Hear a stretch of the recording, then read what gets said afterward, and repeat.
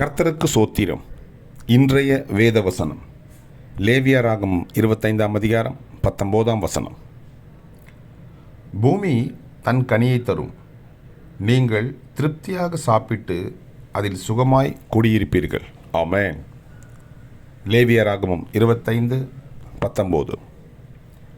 பூமி தன் கனியை தரும், நீங்கள் திருப்தியாய் சாப்பிட்டு அதில் சுகமாய் குடியிருப்பீர்கள். ஆமென். லேவியராகமம் 25ஆம் அதிகாரம் 19ஆம் வசனம். கர்த்தர் உங்களை ஆசீர்வதிப்பாராக, உங்களோடு கூட இருப்பாராக. ஆமென்.